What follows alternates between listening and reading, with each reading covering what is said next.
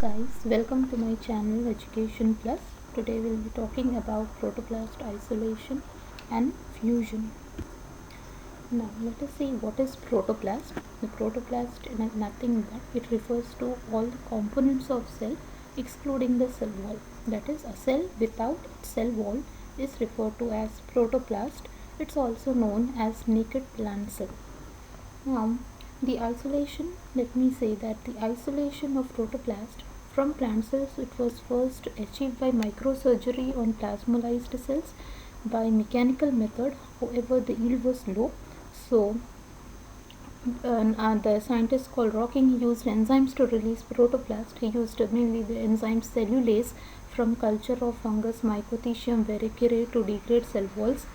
Basically, what he did was he used an extract of cellulase hydrolytica enzyme to isolate protoplasts from tomato root tips, and the protoplasts, they are not only useful. Now, if we have to know about what is the usefulness of protoplast and why are we discussing about them, then they have the ability to take up foreign DNA. Hence, they can all be used for cell fusion studies.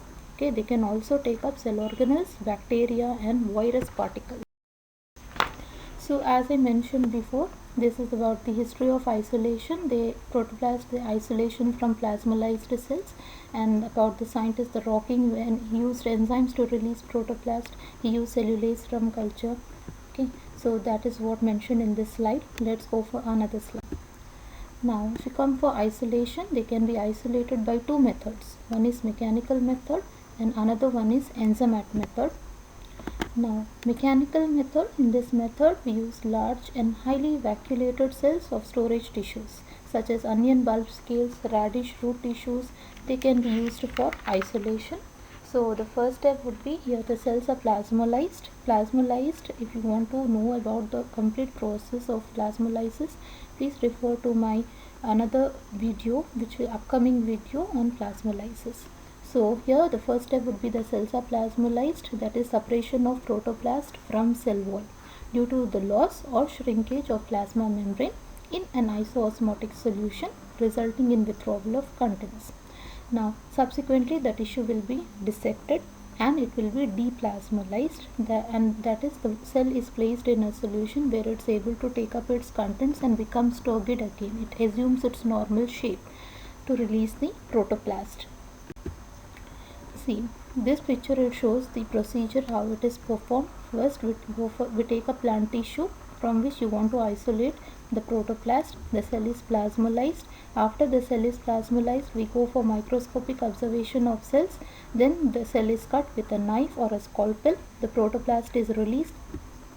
Now, what are the disadvantages? There are certain disadvantages to this procedure. First of all, the method is not generally used because it is restricted to certain tissues. We can only use large and highly vacuolated cells can be used. Okay, the less vacuolated cells, they don't show good yield, and the yield is low with this procedure. Protoplast of less, as I said, and high meristematic cells also, they don't show good yield when used for protoplast isolation. This method is tedious and laborious. Viability is low because of the substances released by damaged cells. They interfere with the isolation.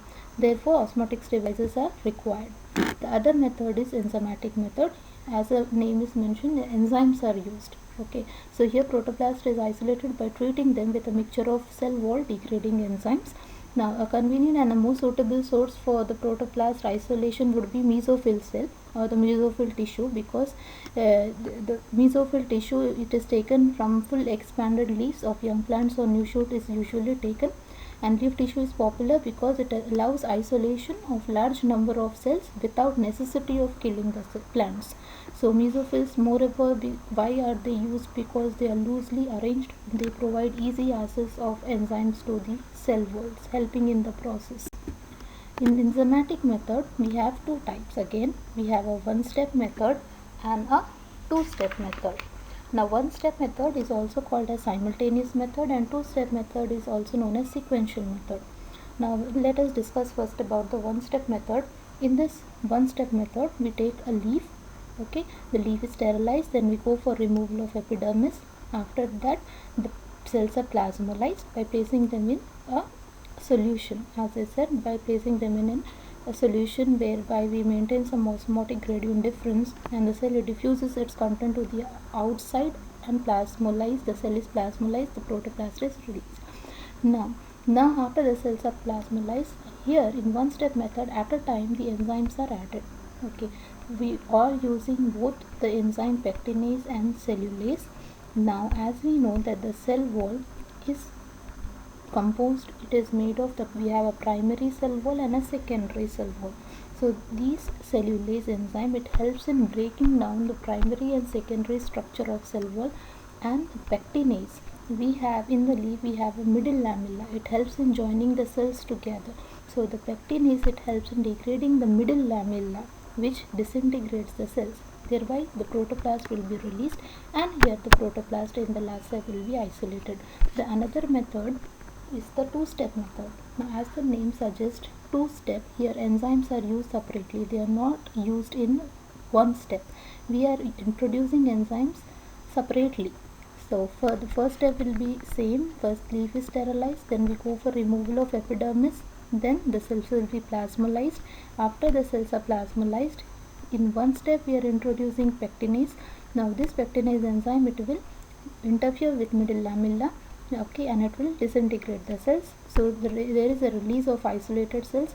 Now these cells are again treated with another enzyme called cellulase. The cellulase will degrade primary and secondary structure of cell wall, due to which the protoplast will be released, and the last step, the protoplast will be isolated. So these are the two steps in enzymatic method, the one step method and the two step method, whereby we are isolating protoplast. Guys, thank you so much for watching this video. Okay, and if you find this video to be helpful, kindly don't forget to like, share, comment and subscribe to my channel. So until the next video, it's a goodbye, and do take a very good care of yourself. Allah Hafiz.